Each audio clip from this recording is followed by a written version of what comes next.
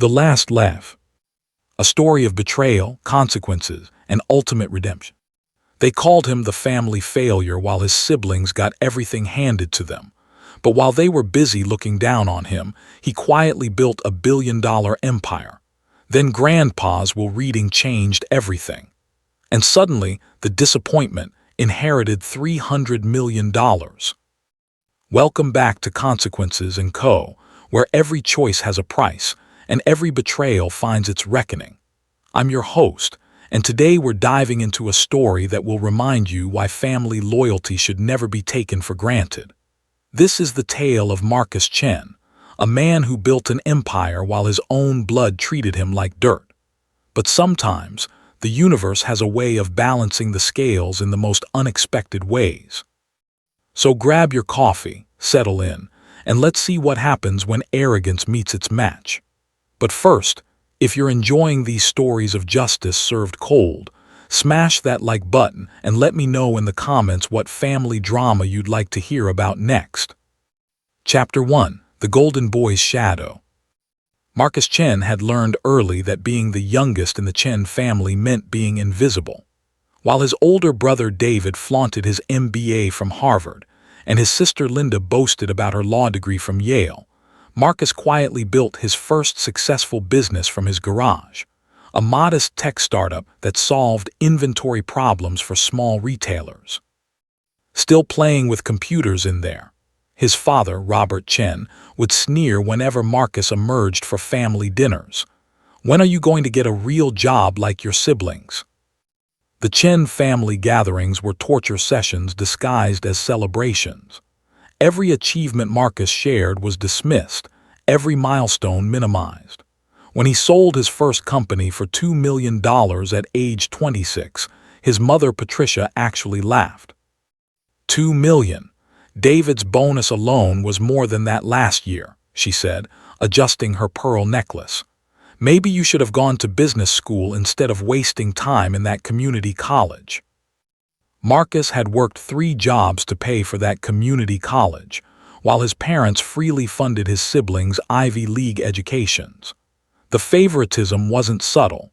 It was a sledgehammer to his self-worth, delivered with surgical precision at every family function. But Marcus had something his siblings lacked: resilience forged in the fire of constant rejection. Every insult became fuel. Every dismissive laugh became motivation. While David climbed corporate ladders and Linda chased prestigious cases, Marcus was quietly revolutionizing e-commerce logistics. His second company, founded at 28, streamlined shipping for mid-sized businesses. His third, launched at 30, created an AI-driven customer service platform. By 32, Marcus had built and sold 4 successful companies, accumulating a net worth that dwarfed his siblings' salaries combined. Yet to the Chen family, he remained the disappointment, the one who never applied himself, who lacked ambition, who was satisfied with mediocrity. The breaking point came at his cousin's wedding, where his aunt loudly proclaimed, "It's such a shame about Marcus. Robert and Patricia's other children turned out so well, but you can't win them all, can you?" The table erupted in polite laughter while Marcus sat in silence, his wife Sarah squeezing his hand under the table. That night, he made a decision that would change everything. He stopped attending family events altogether. Chapter 2. Building an Empire in Silence. For the next 5 years, Marcus disappeared from the Chen family radar.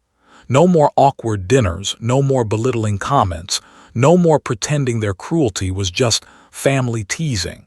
He channeled his energy into what would become his masterpiece, Chen Tech Industries. Starting with a revolutionary blockchain-based supply chain system, Chen Tech grew from a concept to a billion-dollar empire. Marcus acquired struggling tech companies, revitalized them, and integrated them into a comprehensive business solutions ecosystem. His innovations transformed how mid-market companies operated, making them more efficient, profitable, and competitive. The tech world took notice. Forbes featured him on their cover, Harvard Business School invited him to speak, the same Harvard that had rejected his application years earlier. Politicians courted his endorsement. Billionaires sought his advice. But the Chen family remained oblivious. They were too busy with their own perceived success to notice that the failure of the family had become one of the youngest self-made billionaires in the country. David, now a senior VP at a financial firm, still bragged about his seven-figure salary. Linda, a partner at a prestigious law firm, boasted about her high-profile cases. Their parents basked in reflected glory, attending charity galas where they were recognized as the parents of such accomplished children. Meanwhile, Marcus built schools in underprivileged communities, funded scholarship programs, and quietly donated millions to causes close to his heart. His philanthropic efforts made headlines, but he used his legal name, Marcus Chen, adopting his wife's surname to create distance from his family's legacy. If you're loving this story of silent success and patient justice, hit that subscribe button. We're just getting to the good part, and trust me, you won't want to miss what happens when the truth finally comes to light. Chapter 3: The Patriarch's Final Hand. Old William Chen had been watching from the shadows. At 87, the family patriarch was sharper than anyone realized. He'd built his own fortune in real estate and manufacturing, accumulating wealth that made his children's accomplishments look like pocket change. But more importantly, he'd been quietly tracking his youngest grandson's meteoric rise. While Robert, Patricia, David, and Linda dismissed Marcus as the family disappointment, William saw something else entirely: a brilliant mind coupled with unshakable integrity. He watched as Marcus revolutionized industries, while his other family members rode the coattails of inherited privilege and connections. William had always been disappointed in his son Robert's character, the way he played favorites, the casual cruelty toward Marcus, the materialistic values he'd instilled in David and Linda. But Marcus was different. Despite being rejected and belittled, he'd never become bitter or cruel. He'd simply become better. 3 months before his death, William made a decision that would shake the Chen family to its core. He called his lawyer and restructured his will entirely.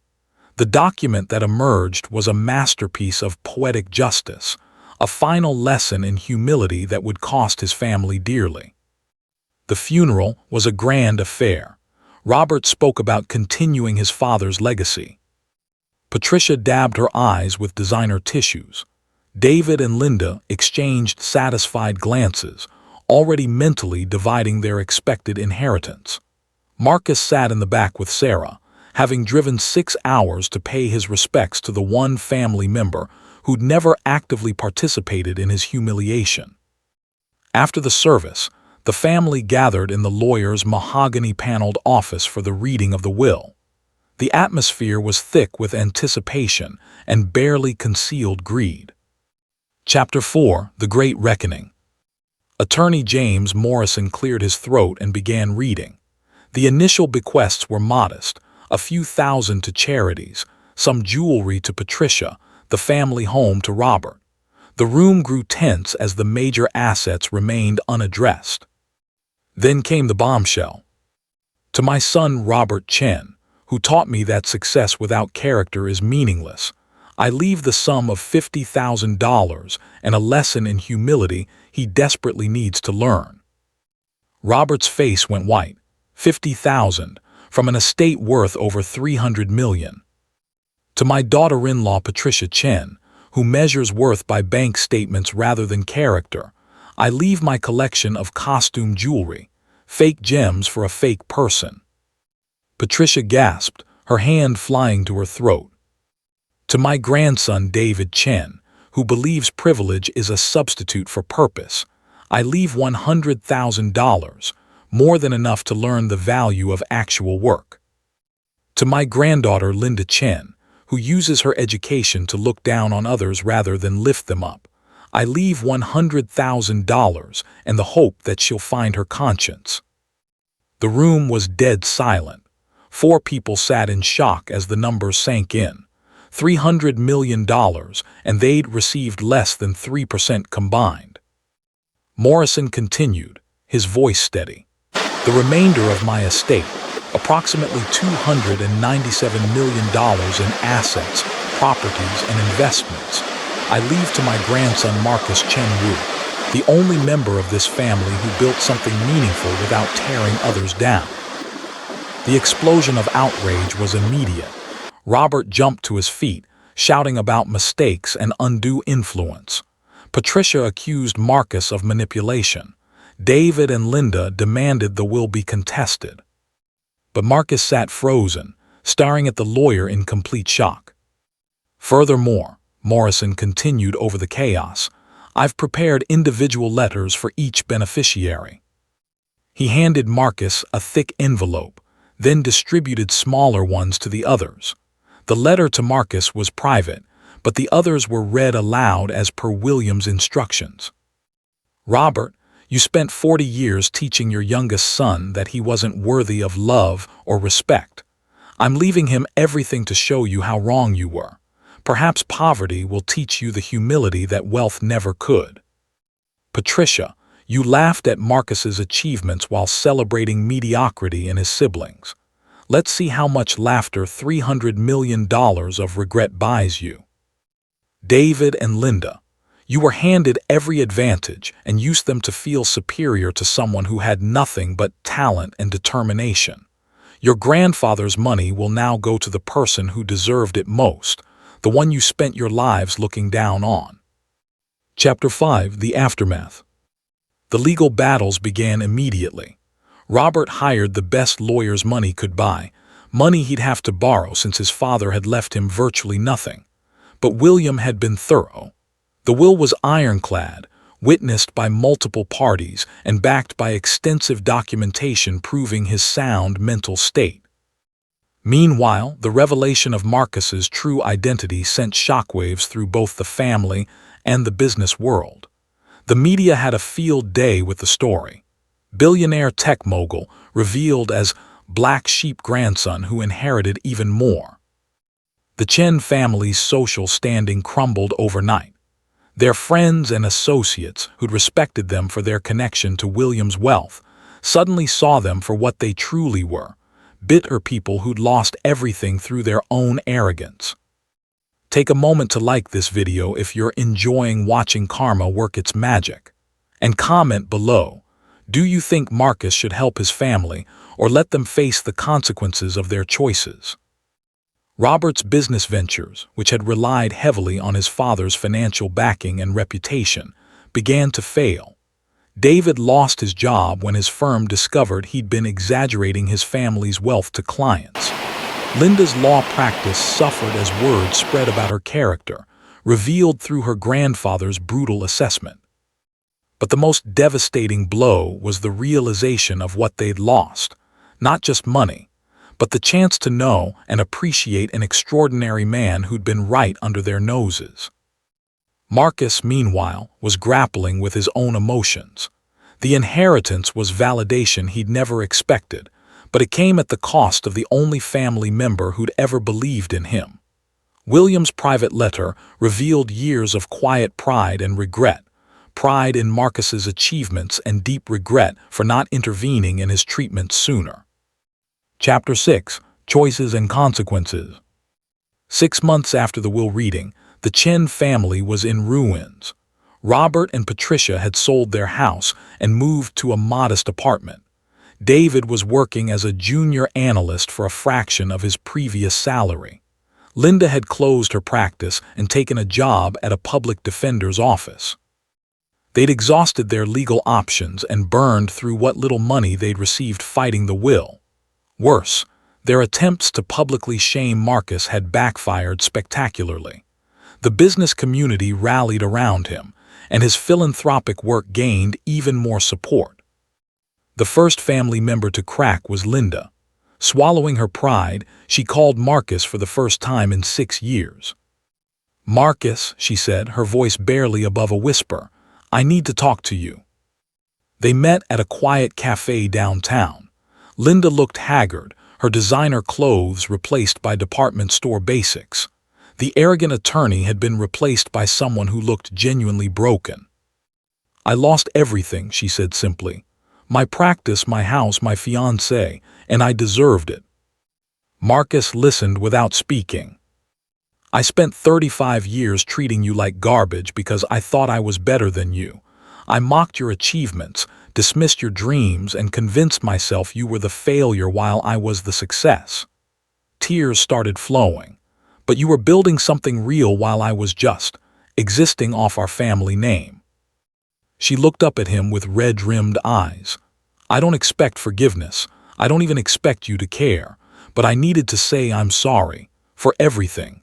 For every cruel word, every dismissive laugh, every time I made you feel small." Marcus studied his sister, really looked at her for the first time in decades. The arrogance was gone, replaced by genuine remorse and hard-learned humility. "I appreciate you saying that," he said quietly. "It doesn't erase the pain, but it's a start." Chapter 7: The Path to Redemption. Over the following months, each family member began their own journey toward accountability, though not all with equal sincerity. David came next, though his apology felt more strategic than heartfelt. He spoke about misunderstandings and family dynamics, avoiding full responsibility for his actions. Marcus listened politely but kept his distance. Patricia's attempts at reconciliation were the most hollow. She tried to frame their treatment of Marcus as tough love that had made him stronger. When that failed, she switched to guilt tactics, claiming his success was partially due to their motivation. Marcus found her excuses pathetic and insulting. Robert never apologized at all. He remained convinced that he'd been wronged, that his father had made a mistake, and that Marcus had somehow manipulated the situation. His bitterness consumed him, driving away what few friends he had left. But Linda's transformation appeared genuine. She threw herself into public service, working long hours for minimal pay defending people who couldn't afford quality legal representation. She volunteered at homeless shelters and food banks, finally using her education to help others rather than elevate herself. After a year of observing her actions rather than listening to her words, Marcus made a decision that surprised everyone, including himself. He offered Linda a job. "I'm expanding Chen Tech's legal compliance division," he told her during another cafe meeting. "I need someone who understands both corporate law and social responsibility, someone who's learned that success without character is meaningless." Linda stared at him in shock. "After everything I did to you." "You've spent a year proving you've changed," Marcus replied. "Actions matter more than words, but understand this, you'll earn your position here. No special treatment, no family privileges. You'll be judged solely on your performance." Linda nodded, tears streaming down her face. "I won't let you down." "Don't do it for me," Marcus said. "Do it because it's who you want to be." Chapter 8: Full Circle. 3 years after William Chen's death, the family landscape had completely transformed. Chen Tech Industries had grown into a global powerhouse, with Marcus's leadership earning him recognition as one of the most innovative CEOs of his generation. His philanthropic foundation had built 12 schools and funded thousands of scholarships. Linda had indeed earned her place at Chen Tech, becoming head of the company's ethics and compliance division. She'd also started a nonprofit providing legal services to small business owners, many of whom reminded her of the young Marcus her family had dismissed. David eventually came around, though it took losing everything twice, once through the will, and again through poor financial decisions. He swallowed his pride and asked Marcus for a job, accepting an entry-level position and slowly working his way up through actual merit rather than connections. Patricia and Robert remained largely unchanged. They'd managed to stabilize their finances but never truly accepted responsibility for their actions. They attended family gatherings when invited but maintained an uncomfortable distance from Marcus, unable to reconcile their image of the family failure with the reality of his success. The most meaningful change came in the form of Marcus's own healing. The validation from his grandfather's will and the genuine remorse from some family members helped close wounds that had festered for decades. He learned to separate his worth from their opinions and found peace in his own achievements. Before we wrap up this incredible story, make sure you're subscribed to Consequences & Co. for more tales of justice, karma, and the power of perseverance. Hit that notification bell so you never miss an episode. Chapter 9: Legacy Lessons. 5 years after the will reading, Marcus stood before a packed auditorium at his alma mater, the community college his parents had mocked him for attending.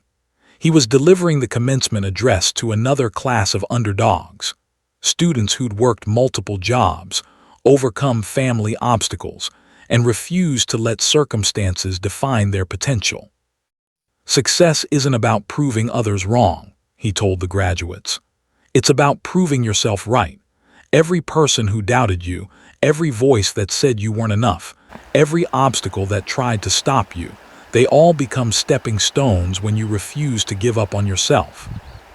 In the audience, Linda watched with tears in her eyes. Beside her sat David, who'd driven 4 hours to attend his brother's speech.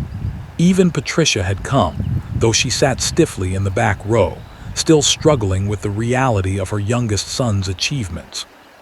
Robert hadn't come. He declined the invitation, still unable to face his own mistakes. "My grandfather taught me that wealth without character is worthless," Marcus continued. "But he also showed me that sometimes the greatest gift you can give someone is the opportunity to prove their worth, even if it comes with consequences for those who failed to see it." After the ceremony, families gathered to celebrate their graduates. Marcus was surrounded by well-wishers when a young woman approached him nervously. "Mr. Chen," she said hesitantly, "I just wanted to say thank you. Your scholarship program is the only reason I could afford to come here. My family thinks I'm wasting my time, but your story gives me hope that they're wrong." Marcus smiled, seeing himself in her determined eyes. "What's your major?" "Computer science. I want to start my own company someday, but everyone says I'm dreaming too big." "Keep dreaming," Marcus told her. "And when they tell you it's impossible, use that as motivation to prove them wrong. The world needs more dreamers who refuse to give up." Epilogue: The final score. 7 years have passed since William Chen's will changed everything. The Chen family gatherings now happen regularly, though they bear little resemblance to the toxic affairs of Marcus's childhood. Marcus hosts them at his home, a beautiful but not ostentatious house where Sarah has created the warm, loving atmosphere he'd never experienced growing up. Their 3 children play freely, never doubting their worth or their parents' love. Linda has become more than just a reformed sister. She's become a true friend and trusted advisor. David, while still working on himself, has earned a measure of respect through consistent effort and genuine change. Patricia attends but speaks little, the weight of her mistakes having finally broken through her arrogance. Robert passed away 2 years ago, never having found peace with his choices. His funeral was small and somber, attended mostly out of obligation rather than love. Marcus spoke at the service, offering forgiveness his father had never sought and grace he'd never deserved. The business empire Marcus built has created thousands of jobs and improved countless lives. His foundation's work continues to expand, focusing on opportunities for young people from disadvantaged backgrounds, kids like he'd once been. But perhaps the greatest victory isn't measured in dollars or achievements. It's in the quiet moments when Marcus looks at his family, chosen and born, and feels truly valued. It's in knowing that his children will never wonder if they're worthy of love. It's in the peace that comes from proving that character matters more than connections, that persistence trumps privilege, and that sometimes the last laugh is the sweetest of all. The boy who was mocked for dreaming too small had built something larger than anyone imagined. The family disappointment had become the family legacy, and the man they tried to diminish had grown tall enough to lift others up. Sometimes justice isn't about revenge. It's about becoming so successful that the hatred of others becomes irrelevant. Sometimes the best way to handle toxic family members isn't to change them, but to change yourself so completely that their opinions lose all power over your life. Marcus Chen had learned the ultimate truth. You can't control how others treat you, but you can control how you respond. And sometimes, the most powerful response is simply to succeed beyond their wildest dreams while never forgetting where you came from. Thank you for watching Consequences & Co. If this story of family betrayal, ultimate justice, and redemption resonated with you, please give it a thumbs up and subscribe for more incredible tales of karma, consequences, and the power of perseverance. What family drama would you like to see featured next? Let me know in the comments below, and remember, every choice has consequences, but sometimes those consequences are exactly what the world needs. Subscribe for more story where justice prevails and character counts.